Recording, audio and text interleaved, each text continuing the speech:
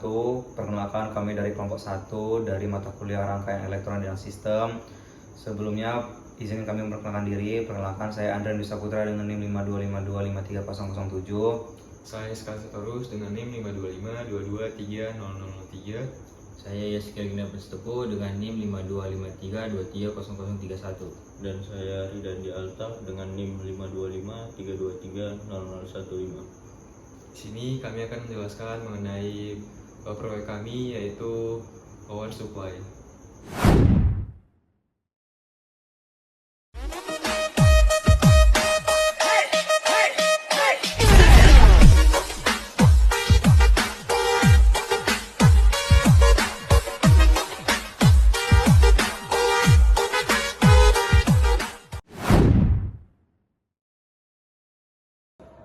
Nah, baik, di sini tahap pertama yang kami lakukan adalah memulai studi literatur mengenai materi power supply yang akan dibuat menjadi proyek, di mana kami itu membuat atau mempelajari terlebih dahulu mengenai prinsip penyaraan gelombang penuh. Kemudian kami mempelajari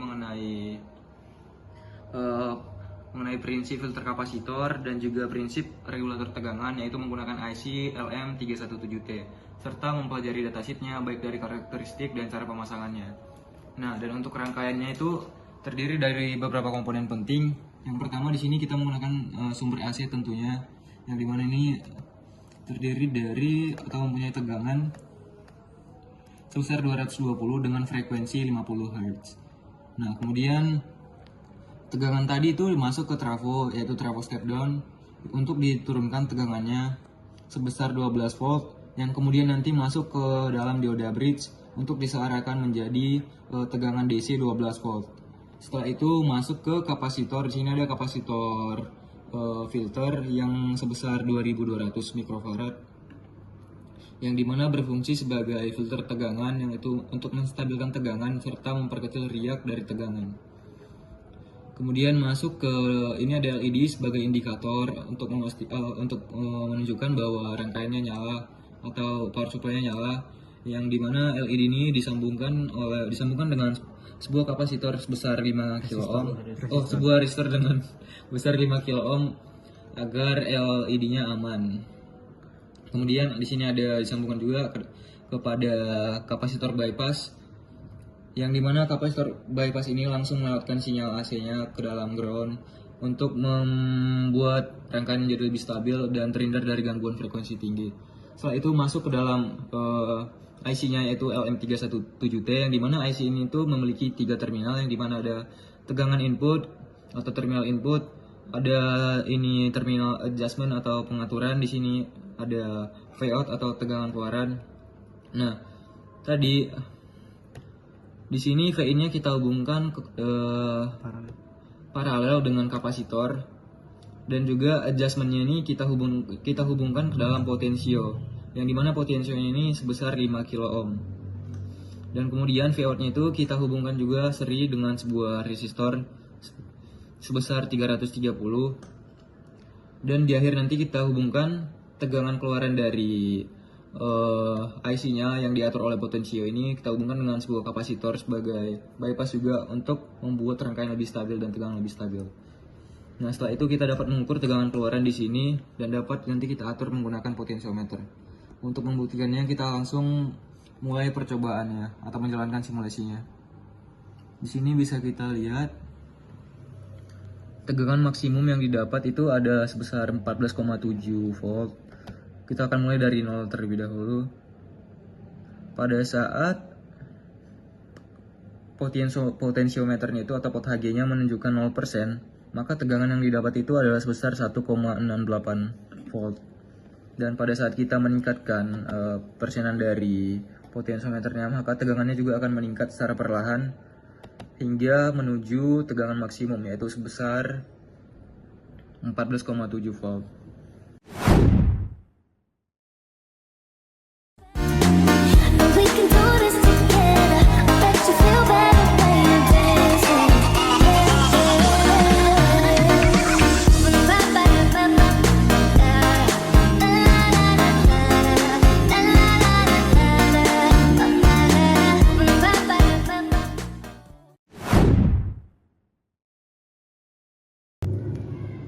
jadi input tegangan AC akan masuk ke terminal trafo, yang dimana terminal pertama adalah 0 volt, lalu 220 volt.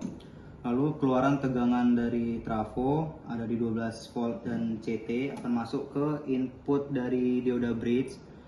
Lalu keluaran dari dioda bridge yang dimana awalnya tegangan AC akan berubah menjadi tegangan DC, yang dimana keluaran positif dari dioda bridge akan dihubungkan ke positif pada rangkaian. Lalu negatif pada keluaran dioda bridge akan dihubungkan ke negatif rangkaian atau groundingnya rangkaian. Baik, di sini kami akan menjelaskan mengenai penjelasan matematis terkait rangkaian power supply yang telah kami buat, yang dimana nanti merujuk kepada nilai setiap komponen yang telah ditetapkan. Yang pertama, kami akan menghitung atau menjelaskan mengenai tegangan DC yang akan didapatkan jika berdasarkan dengan teori yang ada. Jika berdasarkan teori, maka tegangan DC itu dapat dihitung dengan menggunakan rumus bahwa VDC itu sama dengan VP atau tegangan puncak dikurang dengan tegangan pada dioda bridge. Nah, karena tadi pada trafonya yaitu tegangan keluaran pada sekundernya itu sekitar 12 volt, maka tegangan RMS pada rangkaian yang didapatkan itu ada sebesar 12 volt juga. Maka dapat kita hitung bahwa tegangan puncaknya itu sama dengan akar 2 dikali tegangan RMS, yang dimana tegangan puncak sama dengan akar 2 dikali 12, yaitu maka didapatkan tegangan puncaknya itu sekitar 16,97 volt. Nah, jadi setelah mendapatkan tegangan puncak, kita akan menghitung mengenai tegangan diodanya. Nah, jadi untuk rumus pada dioda untuk menghitung tegangan itu kita dapat menggunakan rumus bahwa VD atau V dioda itu sama dengan 2 dikali tegangan lutut dioda, yang dimana tegangan lutut dioda itu sebesar 0,7. Maka dapat kita hitung bahwa VD-nya itu atau V diodanya itu sama dengan 2 dikali 0,7, yang hasilnya adalah VD sama dengan 1,4 volt. Nah, jadi dari tegangan puncak dan tegangan dioda tadi, maka kita dapat menghitung tegangan DC-nya, yaitu sebesar, maka VDC itu sama dengan VP atau tegangan puncak dikurang dengan tegangan diodanya. Maka VDC dapat didapatkan 16,97 dikurang 1,4. Jadi tegangan DC yang dihasilkan itu sebesar 15,57 volt. Nah, selanjutnya kita masuk ke kapasitor filter, yang dimana kapasitor filternya itu yaitu 2200 mikrofarad. Nah, jadi ripple tegangannya itu dapat kita hitung menggunakan rumus VR sama dengan I per frekuensi kapasitor, yang dimana I itu adalah arus beban dalam bentuk ampere dan F nya itu adalah frekuensi, yang dimana tadi frekuensinya itu adalah 2 kali frekuensi masukan, jadi 2 kali 50 yaitu 100 Hz. Dan kapasitornya itu 2200 mikrofarad, kita ubah menjadi farad, menjadi 2200 kali 10 pangkat minus 6 farad. Nah, jadi kita misalkan bebannya itu memiliki arus 0,5 ampere, jadi VR nya itu sama dengan 0,5 per 100 kali 2200 kali 10 pangkat minus 6. Didapatkanlah VR nya sama dengan 2,27 volt, yang artinya tegangan akan beriak sekitar 2,27 volt puncak ke puncak. Nah, sehingga tegangan minimum setelah kapasitor itu yaitu tegangan minimum sama dengan 15,57 kurang 2,27, yang didapat jadi 13,3 volt. Jadi tegangan setelah filter berada di kisaran 13,3 volt sampai 15,6 volt. Baik, selanjutnya untuk membuktikan bahwa LED dapat digunakan sebagai indikator pada power supply, maka kita dapat menghitung arus pada LED. Untuk menghitung arus pada LED menggunakan rumus I sama dengan VDC dikurang VF per R, yang dimana VDC itu tegangan DC yang nilainya 15,6 volt dan VF itu adalah tegangan forward pada LED merah yang nilainya 2,2 volt dan R-nya sebesar 5 kilo ohm. Maka masuk ke rumusnya 15,6 dikurang 2,2 per 5000, maka nilainya adalah 2,52 miliampere. Arus tersebut cukup untuk menyalakan LED pada power supply. Selanjutnya pada kapasitor bypass yang nilainya 100 nanofarad, kapasitor ini berfungsi sebagai peredam noise pada frekuensi tinggi dan menjaga LM317 tetap stabil, serta mencegah osilasi regulator. Selanjutnya kita akan menghitung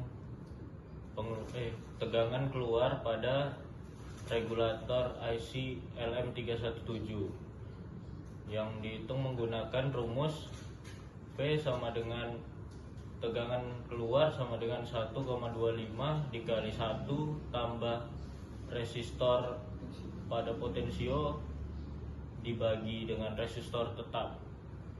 Maka untuk menghitung tegangan keluaran pada IC regulator LM317 kita menggunakan rumus tegangan keluaran sama dengan 1,25 dikali 1 ditambah R potensio dibagi R tetap. R potensio itu tadi bernilai 5000 dan R tetapnya itu 330. Jadi jika kita ingin menghitung tegangan minimum pada potensio, maka potensionya itu akan sama dengan 0. Maka jadinya rumusnya tegangan keluaran sama dengan 1,25 dikali 1 tambah 0 dibagi 330. Maka hasilnya akan 1,25 volt. Lalu jika kita ingin menghitung keluaran potensionya saat maksimum, maka nilainya itu akan sama dengan 1,25 dikali 1 ditambah 5000 dibagi 330. Maka tegangannya itu bernilai 20,18 volt.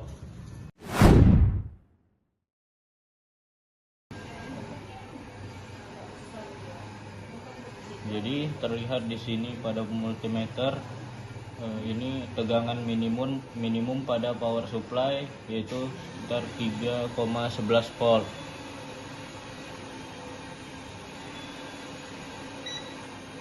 Lalu ini adalah tegangan maksimum pada power supply yaitu sekitar 13,64 volt. Jadi kesimpulan akhir dari proyek ini yaitu dapat terlihat beberapa perbedaan nilai antara nilai teoritis atau nilai hasil perhitungan matematis dengan nilai hasil percobaan. Yang dimana mungkin perbedaan nilai ini terjadi karena adanya beberapa faktor eksternal, salah satunya yaitu karena adanya mungkin perbedaan kondisi atau kondisi komponen yang tidak ideal, yang dimana pada saat praktik dan pada saat simulasi itu kondisinya tidak sama atau tidak sesuai. Namun pada akhirnya proyek atau rangkaian power supply ini tetap dapat berfungsi dengan baik dan dapat digunakan sebagai sumber DC yang mungkin nanti akan digunakan pada percobaan selanjutnya. Sekian hasil proyek dari kami, terima kasih.